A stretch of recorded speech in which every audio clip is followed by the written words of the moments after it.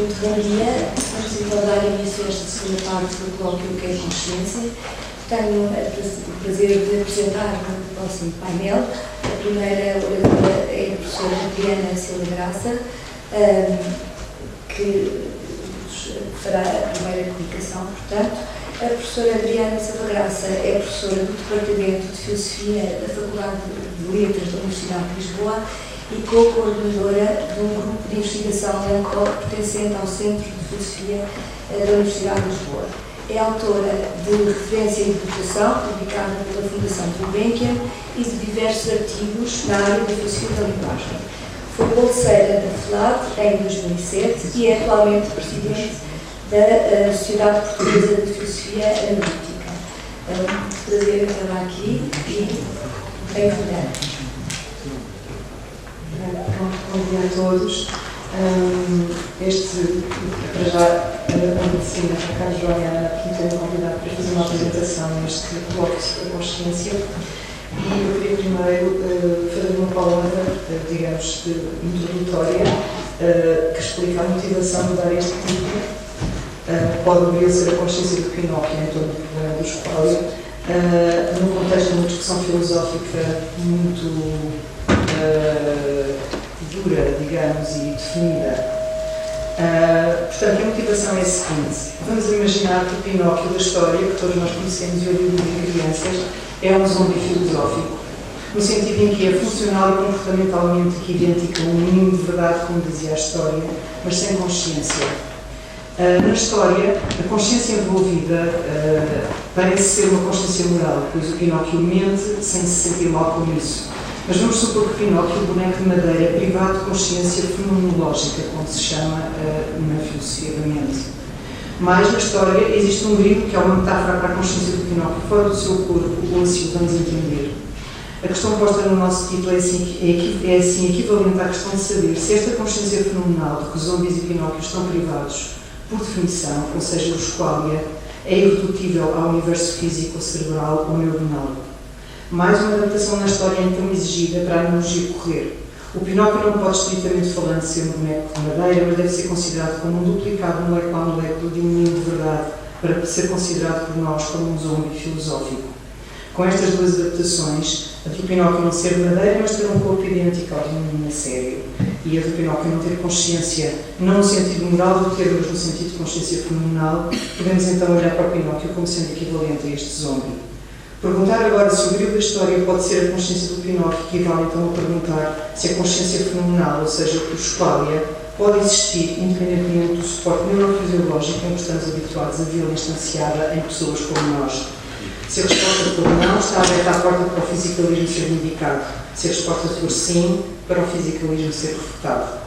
Depois desta curta justificação de um título tão excêntrico para uma comunicação em filosofia da mente, eu queria avançar, começando por fazer dois pontos prévios de clarificação.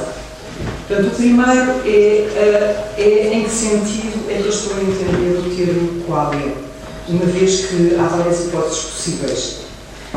E este sentido em que eu estou a entender o termo qualia é o sentido mais mínimo, digamos, que existe, e em que qualia são entendidos enquanto o caráter fenomenal da experiência, ou seja, aquilo que acompanha subjetivamente a experiência, digamos assim. Ter a experiência em si mesmo é diferente daquilo que, como os ingleses usam, feels like subjectively a ter. Esta diferença denomina-se caráter fenomenal, e este uso do termo é muito genérico e é assim que eu vou entender o termo qualia. Pronto, há outras acessões, como por exemplo, enquanto propriedades de sense data, e neste aspecto, estes quais entendidos desta maneira são aspectos de sense data, claro, e são não representacionais acessíveis à consciência intrínsecos. Outra forma de entender qualia é no sentido da definição anterior, mas sem compromisso com a existência do sense data.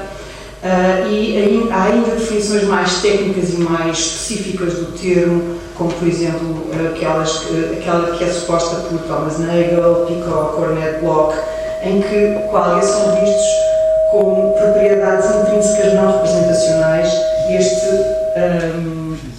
Desculpem, em que qualia... Não, sim, é melhor. O microfone. Ok. Porque já faz um zumbi. Ok. Portanto, eu estava a falar agora da quarta acessão de qualia, que também não os vou tomar, enquanto propriedades intrínsecas, inefáveis e não físicas, como por exemplo, como considero Dennett, e este sentido é muito mais estrito e não é aquele em que eu os vou considerar.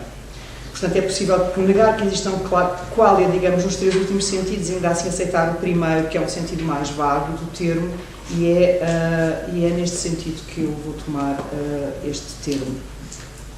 Um outro ponto prévio que também gostaria de clarificar antes de avançar para, digamos, o tema da minha apresentação, também é controverso, quais são os estados mentais portadores desta coisa que se chama qualia.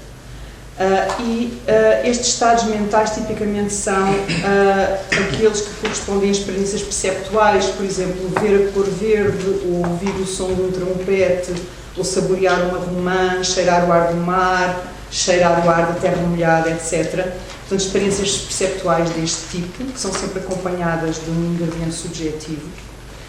Sensações corporais, como sentir uma dor, sentir fome, sentir calor, por aí fora.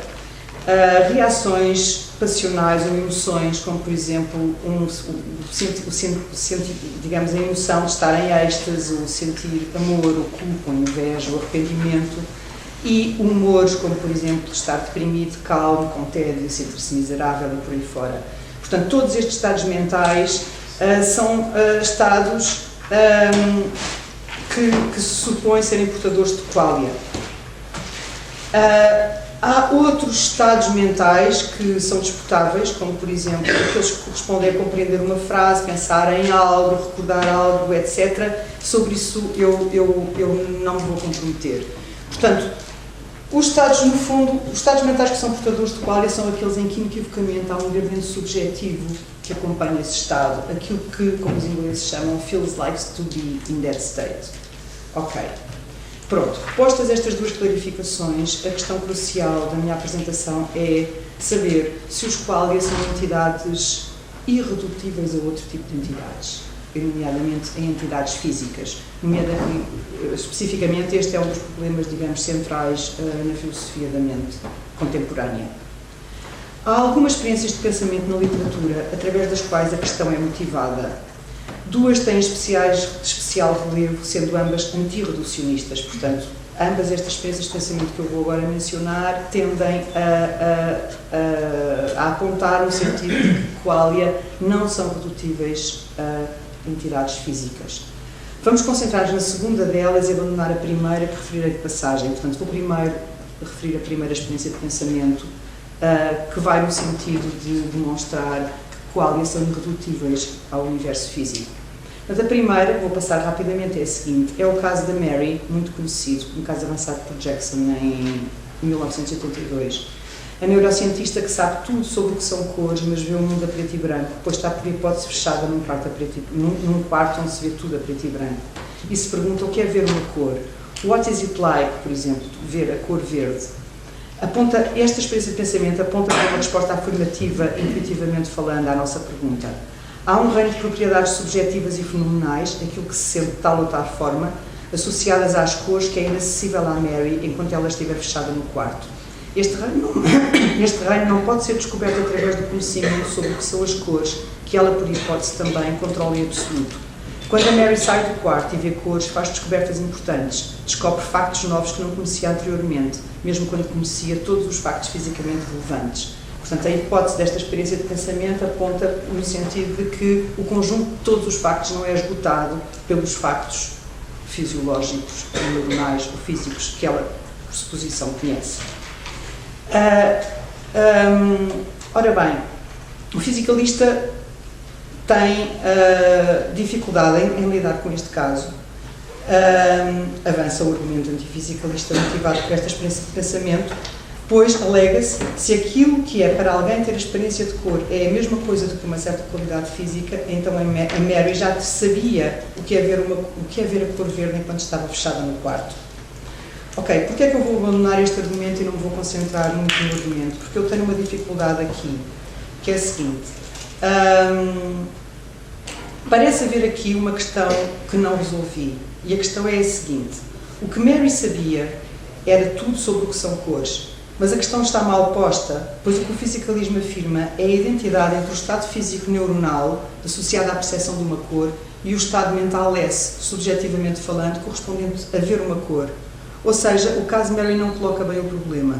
O problema não é o da identidade entre tudo o que se pode saber sobre o que são cores e a experiência subjetiva de ver uma cor, mas sim o da identidade entre o estado físico-neuronal que tem lugar no cérebro ao ver uma cor e a experiência subjetiva que lhe está associada. A discussão relevante, tal como a vejo, corretamente colocada, começa quando Mary sai do quarto e vê cores e consiste em saber se a sua experiência subjetiva é a mesma coisa e se reduz ou não ao estado neurocerebral que tem lugar no seu cérebro. Mary sabia tudo sobre o que é ver uma cor, mas Mary nunca tinha visto cores e logo nunca tinha estado na qualidade física de ver uma cor ou no estado físico de a ver, apesar dela ou dele ter conhecimento. Talvez a distinção de Russell entre knowledge by acquaintance e knowledge by description pudesse ser aplicada com sucesso para explicar o que eu quero dizer. Portanto, quando Mary sabia todas as verdades acerca do que são as cores e como é que elas são processadas fisicamente no cérebro, mas nunca tinha estado debaixo dessa experiência, mesmo fisicamente falando. Portanto, o problema, do meu ponto de vista, pode não estar exatamente bem colocado. E, portanto, eu vou abandonar esta experiência de pensamento. Apesar de também considerar que ela tem alguma plausibilidade, como tenho este problema com ela, vou deixá-la de lado.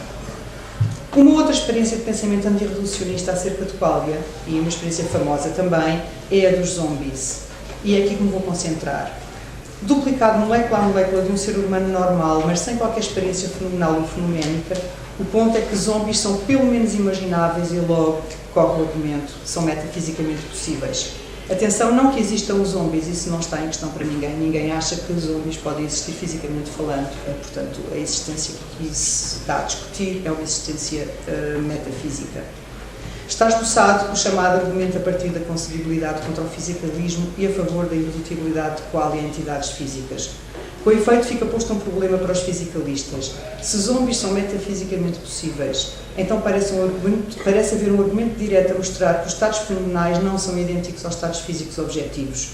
O estado físico P tem uma propriedade que o estado mental ou fenomenal S não tem, a saber, a propriedade de poder ocorrer sem o estado mental. Logo, pela lei de Leibniz, para quaisquer dois objetos são idênticos, então partilham todas as propriedades, S não é idêntica a P. Adicionalmente, a ideia de que os factos físicos determinam todos os factos fica igualmente posta em causa. Os factos sobre a experiência fenomenal, sobre qualia, não são fixados pelos factos físicos. De forma mais simples e esquemática, mas também mais transparente, separando duas diferentes linhas de argumentação aqui envolvidas no que fica dito, temos